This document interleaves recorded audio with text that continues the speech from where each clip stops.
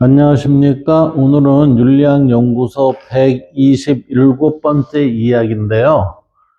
지난번에 한번 녹화를 하긴 했는데, 이 뒷부분이 좀 녹음이 안 된 부분이 있어서 다시 좀 보충 좀 하고 그러다 보니까 이게 두 개로 나눠졌어요.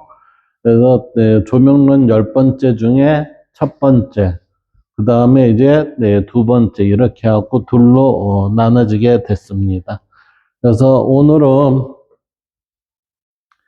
조명론 빛에 대한 이론 중에 하이데거의 빛 1번을 하도록 하겠습니다.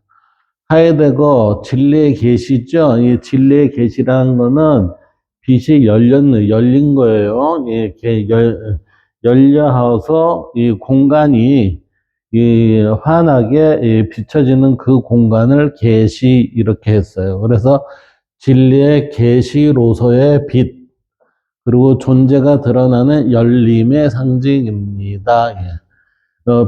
빛이라는 거는 진리를 열어주는 것으로, 의 빛이 되고, 그리고 나서, 열림의 상징으로서의 빛을 사용하고 있다. 예. 이게 문장 자체로 보면 좀 모호한 듯한데, 이 얘기가 뭐냐면, 진리라는 거는 우리가 언어 이전의 세계입니다. 언어 이전의 세계가 절대적인 건데, 지어지선 지극히 순수한 선의 상태입니다. 그 상태에서 우리한테 드러날 때에 그게 뭐예요? 진리의 계시가 될 때에 뭐로요? 빛으로 드러납니다. 이렇게 된 거예요.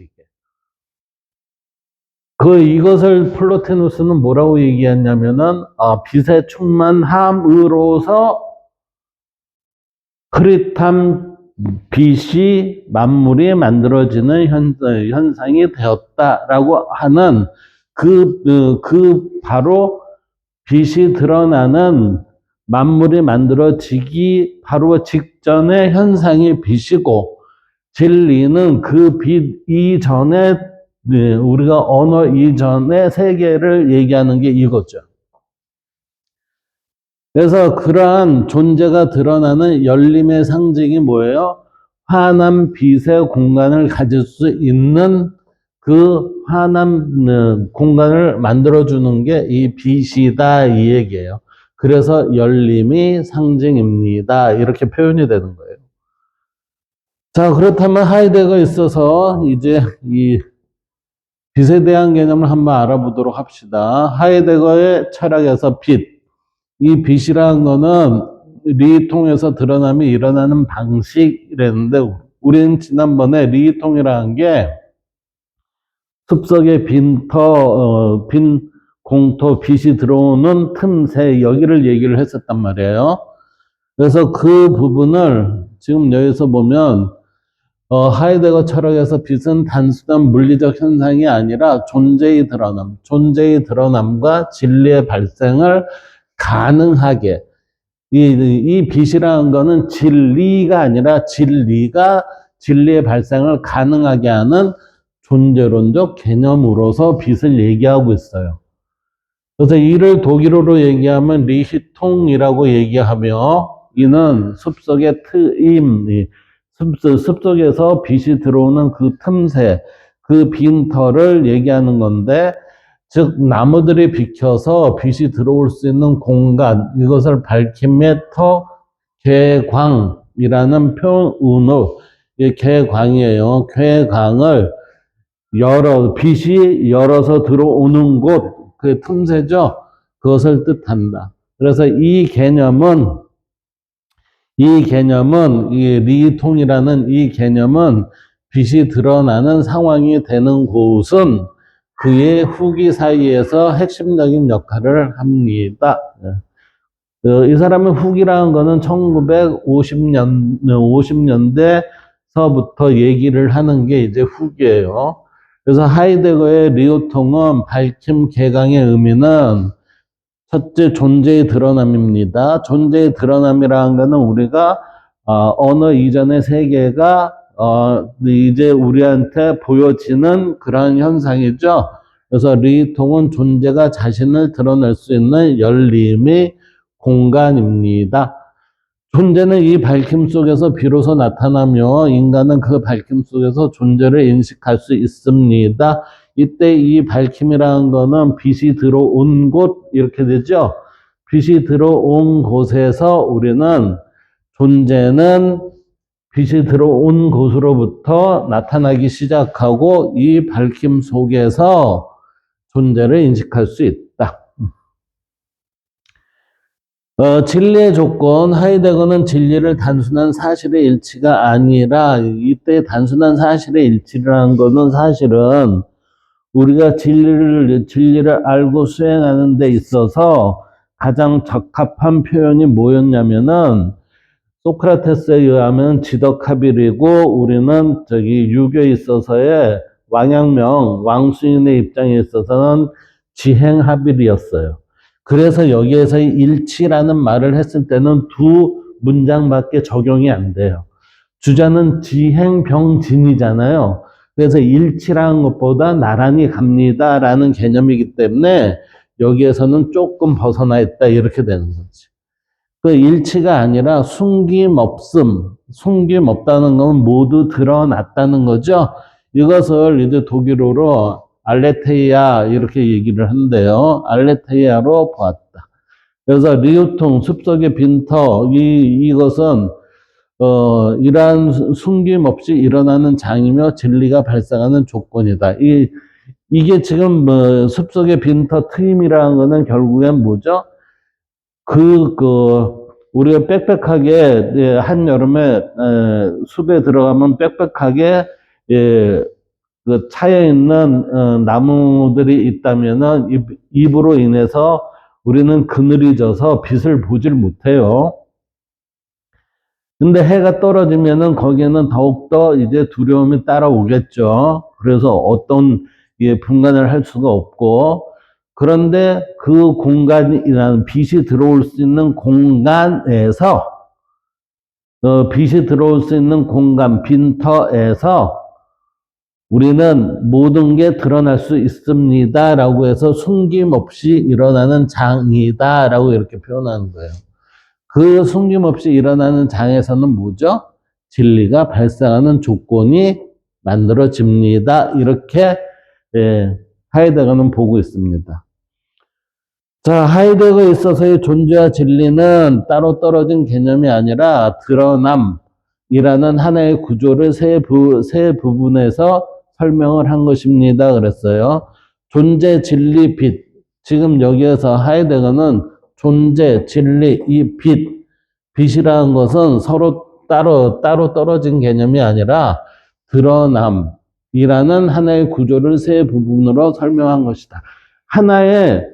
하나의 결과로 만들어진 부분에 대해서 지금 존재, 진리, 빛이라는 게 같이 연속적이면서 유기적 관계에서 이게 드러난 모습을 우리는 지금 하이데거가 얘기하는 존재, 진리, 빛의 세 부분이다라고 얘기하는 거예요.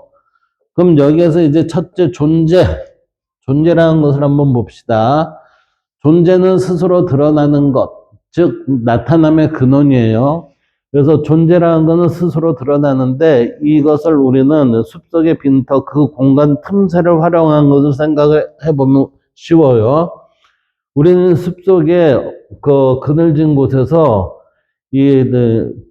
그늘진 곳에서 이 공터가 이 틈새가 있는 해가 들어올 수 있는 틈새가 있다는 얘기는 거기에 공터가 있다는 얘기죠. 따라서 그 공터에 빛이 드러나는 것은 누가 인위적으로 해서 드러나는 게 아니라 자연적으로 스스로 드러났다는 거예요. 그래서 존재는 스스로 드러나는 것, 나타남의 근원입니다. 노자에 의하면 스스로 그러한 것, 그걸 뭐라고 그래요? 자연스럽게 또는 무위하지 않아도 이렇게 되잖아요. 그래서 하이데거에서의 존재는 어떤 실체나 물질이 아니라 스스로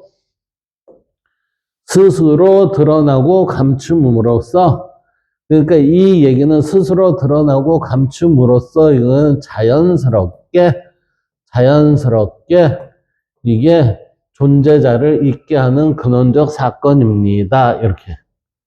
그래서 존재는 우리 앞에 존재자, 즉 만물이죠. 만물들을 나타나게 하고 어디에서요? 숲속의 빈터, 밝은 공터에 드러나게 하고 왜? 빛으로 인해서 화환이 우리가 보고 판단할 수 있는 그러한 곳이기 때문에 때로는 감추어 놓기도 하는 감추어 놓는다는 거는 빛이 들어오는 곳 이외에는 그늘이 지죠. 그늘에 진 그 공간이 같이 빛이 들어오는 틈새인 빈 공터와 공터 주변에 그늘이 그림자가 지는 그늘진 그 두 곳이 함께 항상 공존한다는 얘기예요. 그래서 감추어 놓기도 하는 보냄이다. 보냄이며 사건이다 그랬어요. 자, 여기서 보냄이며 사건이다란 말은 우리가 다시 한번 알아봐야 돼요. 그래서 존재는 현 존재가 이미 열려있는 세계의 계시성이다. 그래서 지금 이 존재라는 거는 우리가 빛 이전의 것이 드러남이죠. 그 빛 이전의 것이 드러난다는 것은 현 존재, 모든 만물이 이미 열려있는 세계의 계시성이다라는 거는 우리가 모두 빛으로 드러나 있는 그 곳에, 그 곳을 만드는 그 부분이 존재인데 그 존재는 빛으로 인해서 그 만드는 최초에 보여주는 곳입니다. 라고 하는 게 이게 계시성이에요. 그래서 열려있는 구조이다. 그래서 우리는 현 존재라는 거는 존재의 밝음으로 인해서 존재가 빛으로 인해서 이 현 존재들이 거기에 함께 동참하고 있는 모습을 얘기하는 거고 그 함께 동참된 모습이 될 수 있도록 만든 것을 존재의 계시성 이렇게 얘기하는 거예요. 하이데거 후기 사유의 핵심 개념인 보냄과 사건. 지금 우리는 여기에서 보냄이며 사건이다 그랬어요. 그래서 여기에 보냄과 사건을 한번 살펴보면 우리는 보냄이라는 것은 쉬켄이라고 해서 얘기가 되고 또 보냄이라는 거를 우리는 게시크라는 표현으로 쓰는데 이때는 뭐냐면 운명이에요. 운명. 그래서 보냄의 의미를 운명의 의미로도 얘기를 하는 거예요. 그래서 이 얘기는 곰곰이 저도 한번 생각을 해봤는데 뭐냐면은 우리는 존재에 의해 이 세계에 보내졌어요. 이 세계에 드러나게 한 존재가 이 존재가 어떻게 해요? 우리에게 네가 있는 그곳으로 떨어져라. 해서 떨어져서 여기에서 태어나고 여기에서 지금 살아가는 존재가 현 존재인 만물이에요. 이 만물이 떨어지는 것은 어떻게 해요? 자연적으로 떨어졌는데 그거는 너의 운명이야 라고 이렇게 표현하기 때문에 이 운명이라는 것을 보냄의 의미로 같이 쓴 것 같아요. 그리고 사건은 존재가 스스로를 드러내는 방식이다. 이 사건이라는 거는 우리가 어떤 일 상태인데 이 사건이라는 것은 이제 나중에 뒤에서 다시 보겠지만 어떤 게 존재에 의해서 현 존재가 같이 나타날 수 있는 그러한 발생한 그 모습, 상태, 이것을 사건이라고 얘기를 해요, 사건. 그래서 지금 보면, 이 보냄과 사건은 존재가 스스로를 드러내는 방식이에요. 보냄과 사건은. 따라서 즉 존재의 자기 개현, 존재가 자기 스스로 열어서 드러내는 구조를 설명하는 두 축이 뭐예요? 보냄과 사건이다. 그러면 보냄과 사건의 속성은 누가 가지고 있어요? 존재가 가지고 있다 이 얘기지.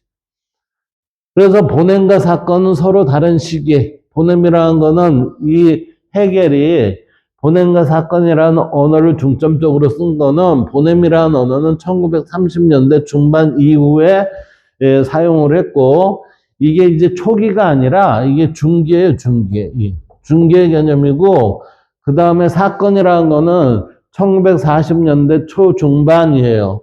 예, 여기는 이제 30년대니까 초기에서 초기 후반에서 초기에서부터 중기 후반은 아니고 중기 초반이라고 이라고 볼 수 있을 것 같아요. 그리고 사건이라고 한 거는 1940년대 초중반 이때의 개념이거든요.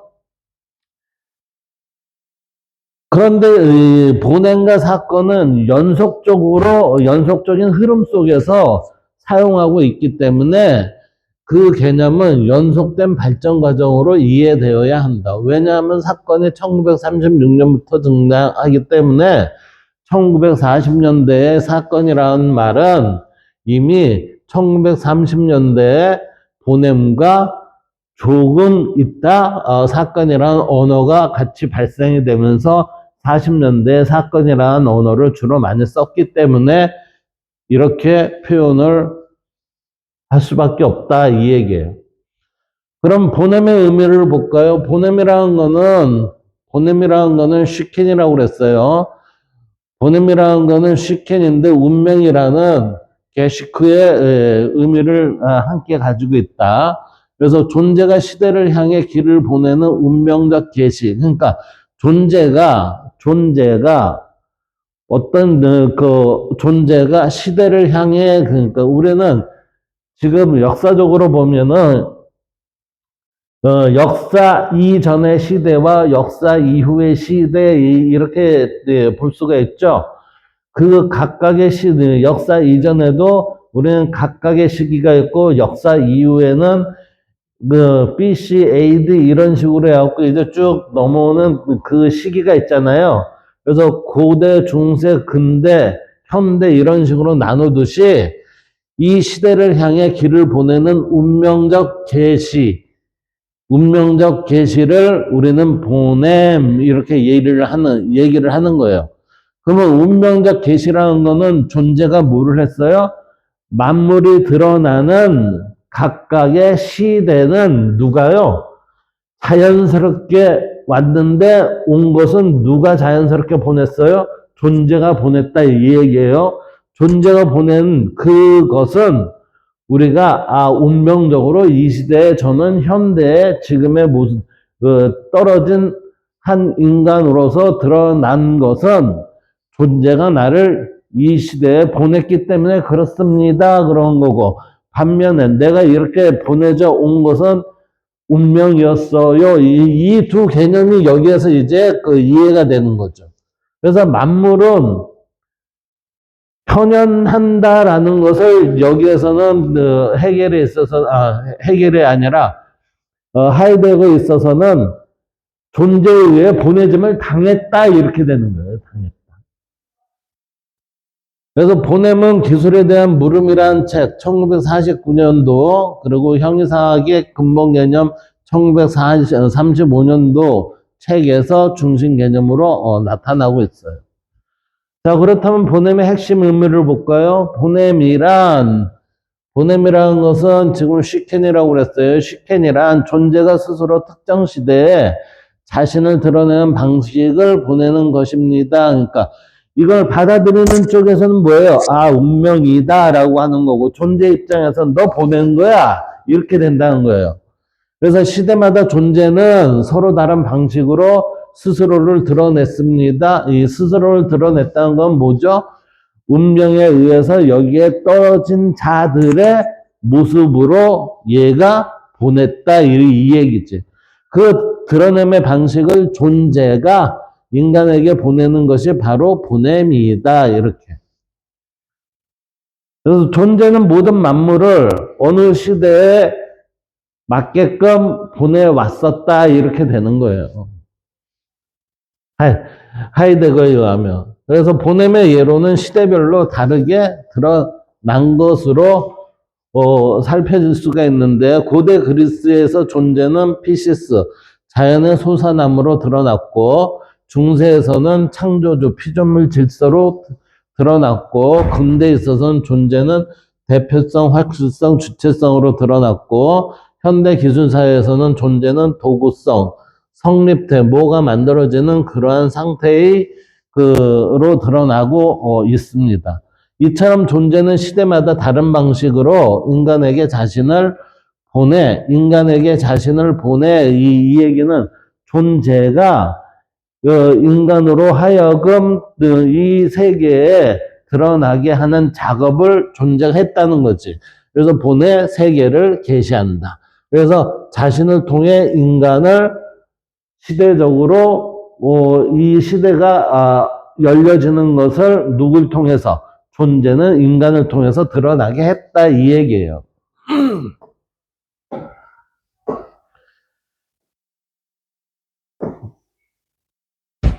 그렇다면 존재는 왜 우리 보냄이라는 언어로 하이데거는 썼을까? 보냄이라는 표현을 쓴 이유는 다음 두 가지가 있어요. 첫 번째는 인간이 만드는 것이 아니라 존재가 스스로 보내는 거예요. 그러니까 우리는 내가 태어난 거에 대해서는 누구에 의해서 존재가 가 해서 이렇게 보내해 떨어졌다는 거지. 그래서 우리는 존재의 계시는 인간이 구성한 것이 아니라 존재가 먼저 인간을 찾아오는 만물과 공유되는 구조임을 말합니다. 이 얘기는 한편으로는 켈빈에 있어서 우리가 어떤 일을 하고자 할 때는 소명의식을 가지고 해야 합니다라는 얘기가 있어요. 그 소명이라는 게 뭐냐면은, 하이데거에 의하면 어떻게 돼요? 네가 보내진 이유가 있으니 이유를 알아봐, 찾아봐 이 얘기예요. 그 찾아봤을 때는 네가 보내진 이유를 찾았다면 그 이유에 맞게끔 너의 삶을 구현해봐라 이렇게 되는 거죠. 종교적으로 보면. 보낸 이유는 누구만 알고 있어요? 존재하고 나만이 알고 있다는 거지. 존재하고 나만이. 그래서 소명은 뭐예요? 존재가 가르쳐 주지 않으니 내가 존재로 하여금 나한테 알려주게끔 스스로가 노력을 해야 되잖아요.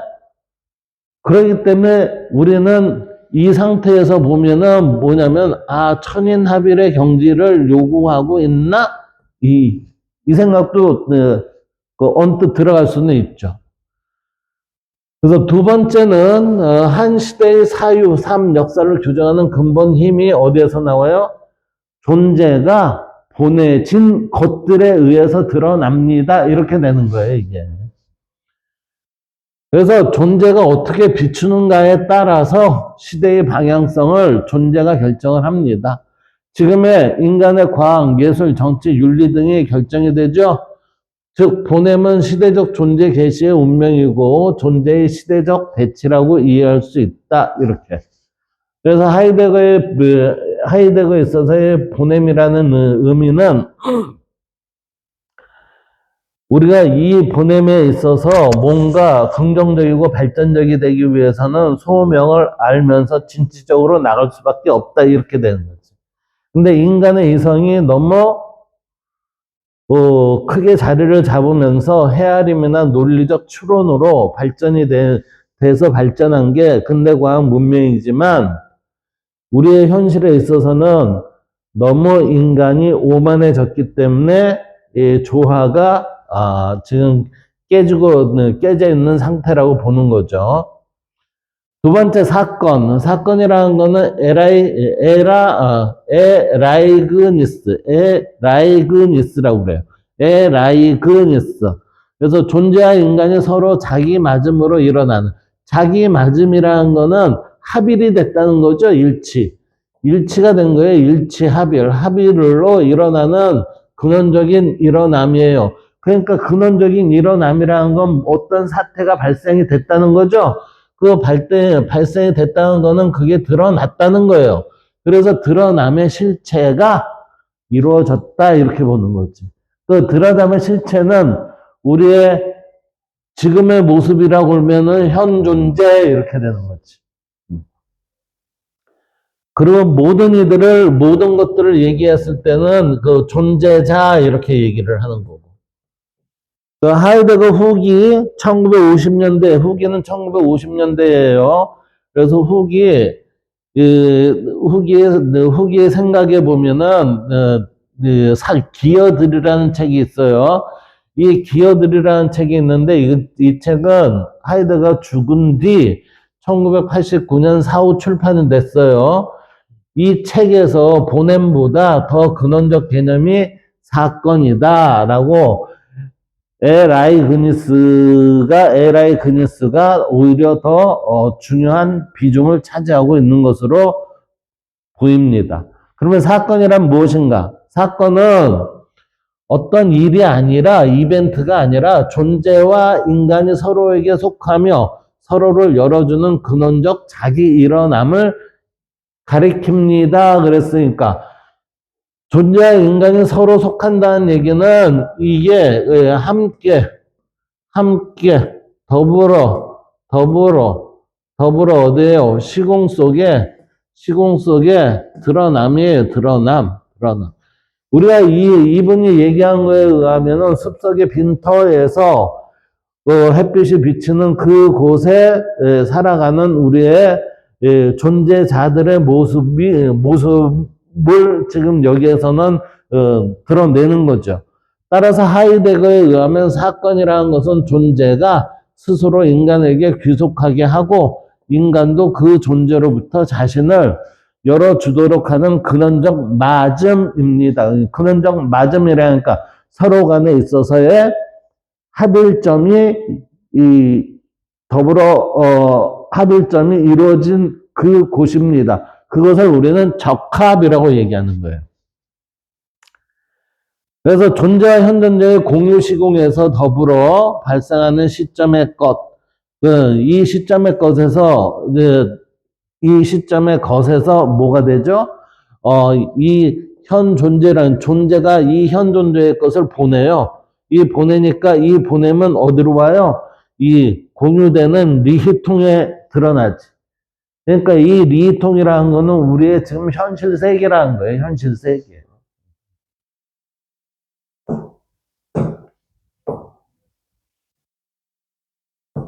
그래서 사건은 존재가 자기 자신을 나타나게 하는 사건, 드러답이죠. 예. 사건이라는 거는 존재가 자기 자신을 나타나게 하는 사건인데, 존재가 자기 자신을 나타나게 하는 사건인데, 인간이 그 드러남에 참여하여 열림의 터가 되는 사건이 둘이 서로에게 속하는 상호 귀속이 발생이 바로 에라이 그니스라고 하는 것이다. 지금 이게 뭐냐면은 이렇게 한번 생각해 봅시다. 존재가 하나님이 자기 자신을 드러내는데 누구를 통해서 인간이 드러냄에 참여해요. 그게 누구예요? 예수 그리스도 이렇게 됐지. 예수 그리스도. 참여하여 열림이 터가 되는 사건, 그러니까 우리의 현상 세계에서의 삶의 모습 이렇게 되는 거예요. 그렇기 때문에 이 둘 사이에서 존재와 존재자, 하나님과 예수 서로에게 속하는 상호 귀속이 발생이 돼서 에라이 그니스라고 얘기한다. 사건이라고 얘기를 하는 것이다. 예. 왜 사건인가? 하이데거의 어원적 설명에 따르면 이거는 에라이 그니스는 적합하게 하다, 자기화하다, 자기에게로 이끌다의 의미예요. 그래서 그러므로 에라이 그니스는 인간과 존재가 서로에게 맞게 되어 일치되어 일어나는 일, 즉 존재의 계시는 단순히 보낸다가 아니라 존재와 인간의 상호적 일어남, 이게 뭐죠? 이거 지금까지 우리가 계속 해온 걸 보면은 깨달음이라는 형태가 됐을 때 이 표현이 맞아요, 이게. 인간의, 존재와 인간의 그 상호적 일어남이라는 건 깨달음이에요, 깨달음. 예. 깨달음. 깨달음이 발생됐더라는 더 근원적 구조로 파악이 됩니다. 이렇게 된 거지. 그래서 보냄, 시켄이라는 것은 사건으로서의 철학적 발전 단계에서 하이데거 후기 사유는 이렇게 발전을 해요. 보냄의 단계는 존재가 시대마다 특정한 방식이죠. 받아들이는 자에게는 그게 운명이에요. 운명으로 인간에게 스스로를 드러내는 게 지금 존재의 모습이에요. 여러분들이 태어나고 제가 태어나고 이 세상에 지금의 이 모습은 누가 만들었어요? 존재가 만들었어요. 그리고 저는 이 현상에 있는 지금 이 현재의 모습에 내가 존재하는 것은 뭐예요? 운명이었다라고 이렇게 받아들이라는 얘기예요. 그래서 시대별 상황에 적합하도록 하는 것으로 이는 존재 계시의 시대적 역사적 차원을 강조한 것이다. 그 사건 단계 존재 자체가 인간과 더불어 상호 귀속하여 그러니까 서로 간에 있어서의 그 유기적 매칭이 있다는 거지. 예. 그래서 같은 시공 속에 머물름으로 인해서 드러남 자체가 하나의 근원적 사건, 각 시대에 따라 발생이 되죠, 이게. 그러한 사건으로 일어나게 됩니다. 그래서 존재 계시의 존재론적, 근원적 차원 강조를 할 수 있다. 존재론적, 근원적 차원의 강조가 뭐예요? 사건이다. 이렇게 얘기할 수 있어요. 이처럼 보냄과 사건의 관계는 보낸다는 것은 존재가 시대에 보내는 계시체, 처음으로 열어 보여주는 하나의 그 사태, 이 만물이고, 만물들이고, 사건은 존재 계시에 이 존재가 이 세상을 열었어요. 빛이 환하게 들어오는 형태의 열어놓은 그 광장에 더 근원적인 자기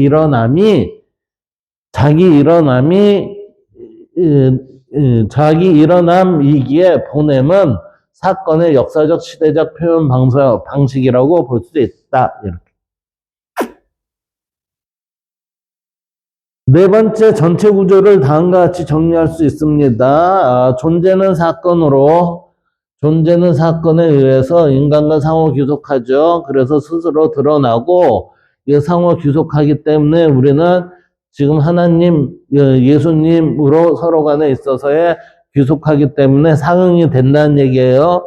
그것으로 인해서 존재가 하나님이 드러나고 그 드러남은 시대마다 서로 다른 보냄으로 나타난다. 그러니까 시대에 따라서 이 존재의 모습은 존재를 대신한 그러한 것들은 또 따로 있었다. 이렇게 보는 거지. 그래서 이를 각각에 따라 표현해 보면 근원적 층의로서의 사건이고, 그 다음에 역사적 층의로서의 보냄이고, 구체적 드러남으로서의 진리는 은폐된 게 아니에요. 빛으로 인해서 환하게 드러나는 상태에서 진리의 모습이 우리는 존재에 의해서 나오게 되는 겁니다.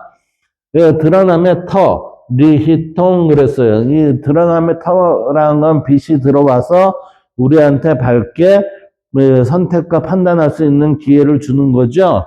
그래서 드러남의 방식은 빛이라 할 수 있다. 이 모든 것이 하나의 존재 계시라는 거는 이 존재가 최초로 열어 제낀 그런 것을 얘기하는 거예요. 그래서 우리는 에르프능이라고 한대요. 에르프능. 그래서 이것은 열어냄, 개방, 계시를 뜻하고, 그 다음에 이제 이게 열림이에요. 그 다음에 이제 이 계시라는 얘기는 오픈 바르카이트 데스 자인스라고 그래요. 그래서 존재의 드러남, 그래서 존재의 드러날 수 있음, 존재가 드러날 수 있는 계시성으로서의 존재 계시를 설명하고 있어요. 따라서 존재의 계시는 이러한 존재와 계시의 서로 다른 얼굴들을 지금 이렇게 위해서 사건, 보냄, 그 다음에 리히통, 빛이라는 것으로 우리는 각각에서 살펴볼 수 있었다 이 얘기죠. 그러므로 존재 계시는 존재가 스스로 그 모습을 열어 보이는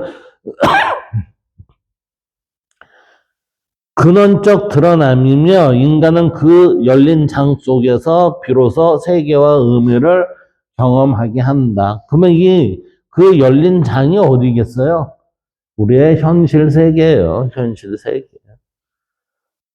두 번째, 진리, 존재의 드러남. 네, 존재가 드러나는 거는 은폐되지 않은 곳에서 드러나는 거죠. 그래서 하이데거에게 진리는 더 이상 고전에 드러난 진리의 개념이 아니기에 명제의 참 거짓이 아닙니다. 이 얘기는 뭐냐면은 우리는 과거의 진리 그러면 절대적입니다. 이 절대적인 것은 뭐예요? 우리는 절대적인 것을 진리라고 그 진리는 참이어야 한다라고 얘기를 하고 있어요. 그리고 저도 그렇게 얘기하고 있어요. 그러나 하이데거는 뭐라고 얘기하냐면은 그 개념이 아니라 참과 거짓을 얘기하는 게 아니라 이 하이데거는 진리의 본질은 비은폐, 드러남이다 이거예요. 드러남. 드러남으로 존재자가 숨어있던 곳에서 벗어나 드러남이고 존재가 자기를 열어보이는 현상적 계시입니다. 그러니까 밝은 상태의 내가 드러난 상태의 현현의 모습입니다. 이 얘기예요. 그래서 은폐와 드러남이 동시에 얽혀있는 근원적 구조로서 존재가 스스로를 드러내는 방식이다. 여기에서 방식이라고 그랬죠. 이 얘기는 뭐냐면 진리를 뭐로 봤냐면은 우리는 진리는 절대적 개념인 참입니다. 지어지선입니다. 이런 형태로 봤어요. 그런데 하이데거는 뭐로 보냐면은 진리라는 건 은폐와 비은폐를 같이 공존으로 가지고 있는 것입니다. 따라서 이 진리의 모습을 우리가 확인하기 위해서는 뭐예요? 은폐된 곳에서 드러남이 있었을 때 드러남, 비은폐된 그것을 우리는 진리의 모습입니다. 이렇게 진리의 본질입니다. 이렇게 본다는 거지. 그래서 빛은 드러남을 가능케 하는 밝힘의 작용입니다. 이 얘기는 뭐죠? 존재가 스스로 드러나는 방식이 뭐에 의해서? 진리에 의해서 드러나는 방식인데, 그러면 진리가 드러나는 작용은 누가 해요? 빛이 한다는 이 얘기예요. 그래서 밝힘의 작용이다 이러는 거지. 그래서 하이데거의 빛은 물리적 빛이 아니라 존재자가 우리 앞에 보이게 하는 밝힘의 운동을 뜻한다. 그래서 이해, 의미, 지향성, 세계의 구조 모두 하나의 비춤으로 봐야 되고 이 비춤을 통해 존재자들은 어떤 방식으로 보이는가를 드러낸다. 이 빛은 곧 현 존재의 이해의 구조 틀이자 세계가 이미 알려진 방식대로 열려있는 상태를 가리키고 있습니다. 이렇게 보는 거예요. 자, 네 번째 리히통이라는 걸 봅시다. 리히통.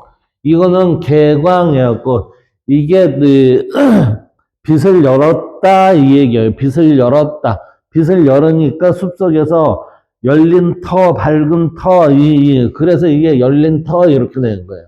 그래서 빛이 작동할 수 있는 근원적 열림의 장, 시공의 공간이 되는 거예요. 그래서 빛이 드러남의 방식이라면 리히통은 그 드러남이 가능해지는 근원적 열림 자체입니다. 그러니까 리히통이라는 거는 그늘진 곳에서 빛이 들어왔고 환해진 그 상태의 모습이 근원적 열림 자체이다.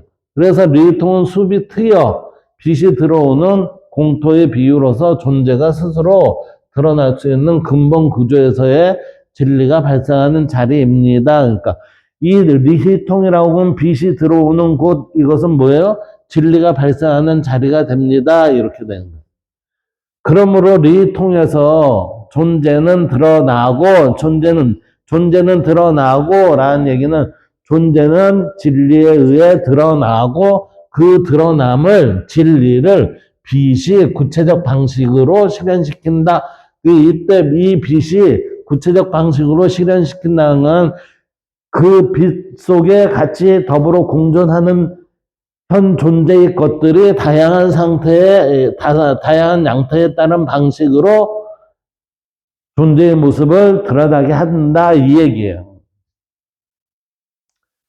따라서 세 개념인 존재, 진리, 빛의 통합 구조는 다음처럼 요약할 수가 있어요. 존재, 드러나려는 근원적 힘이에요. 그래서 존재는 스스로 드러나고자 하는 근원적 원천이죠.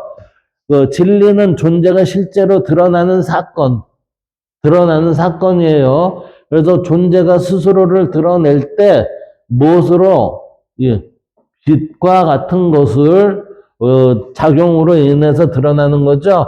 그 드러남이 곧 진리이다, 이렇게 본다는 거예요, 이게. 그러니까 우리는 진리라는 것을, 진리는 참인데 어느 이전의 것입니다. 우리가 알 수 없는 그 무엇이 그렇게 돼 있는 것입니다. 라고 했는데, 하이데거는, 그거는 아니야. 걔는 걔고, 그 다음에 진리는 그 애가 드러나는 우리의 현상에서 찾아지는 그 모습이 진리야. 그러니까 진리는 은폐되지 않고 우리한테 확실하게 드러나는 것들입니다. 라고 이렇게 얘기하는 거지.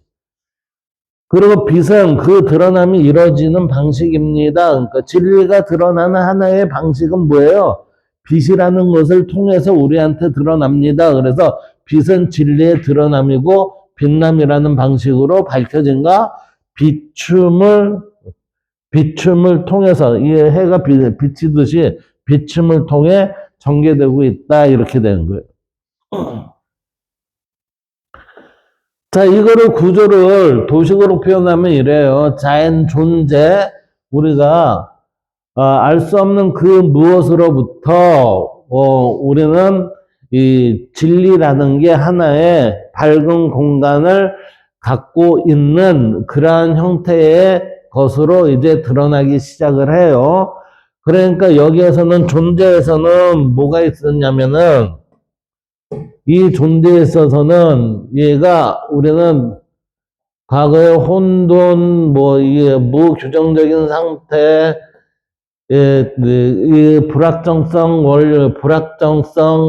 등등의 무구기 태극, 이러한 형태에 있어서의 모습으로 존재하고 있었는데, 얘가 진리, 은폐되지 않은 환한 것으로 드러날 수 있습니다. 해서 누구나 알 수 있는 모습으로 드러나는 그 진리는 드러남의 작용을 빛을 통해서 이 존재가 나타납니다.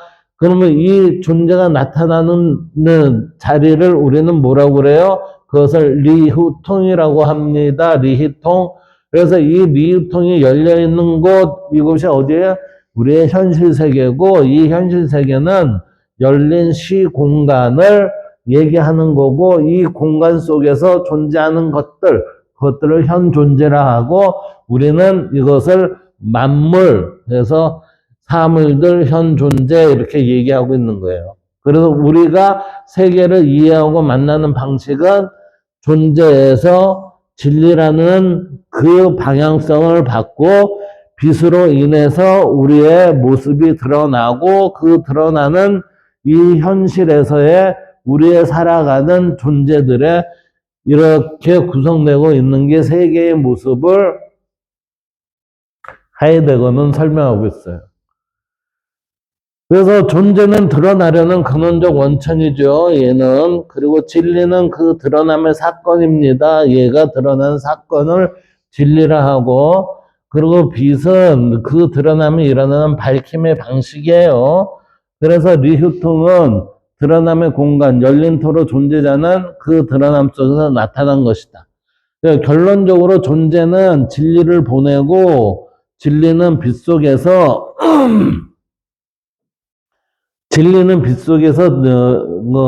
드러나며 그 드러남은 리통해서 실현이 된다, 이렇게 본다는 거지. 그런데 이 부분, 그 하이데거가 제가 노자의 도덕경을 참 많이 본 것 같다라는 얘기를 가끔 했었어요. 이 불교하고 도덕경 쪽에 좀 많이 심취를 했었던 것 같아요. 주역도 보고 그랬던 것 같아요, 느낌에는. 그래서 그 하이데거는 무와의 관계, 이 무와의 관계에서 이 무가 무국이 태극입니다라는 그 무국의 무자의 개념인 것 같아요. 그래서 무와의 관계에서 없다는 게 아니라는 거죠, 무국이 태극은. 하이데거는 이 밝힘이 단순히 빛나는 것이 아니라 무와도 관련된다고 보고 있다. 즉 어떤 것이 드러나기 위해서는 그 배경으로서 무가 있어야 하며 리히통은 그 무를 품은 공간입니다 라고 했으니까 리히통이 무를 품은 공간이라는 거는 뭔가 알 수 없는 어떠한 것이 있는데 그 무라는 것이 얘한테 있어서는 뭐예요? 빛과 어둠의 상태가 같이 뒤섞여 있는 상태를 얘기하는 것입니다. 이렇게 되는 거예요. 그래서 성리학의 무국이 태극이다라는 이 무국의 무자이고 노자장자에 있어서의 태초에 혼돈이 있었다라고 하는 이 혼돈의 모습을 이렇게 무로 드러낸 게 아닌가 생각이 됩니다. 자, 윤리학연구소 127번째 이야기의 조명론 10-1 하이데거 1이라는 부분을 여기까지 하도록 하겠습니다. 감사합니다.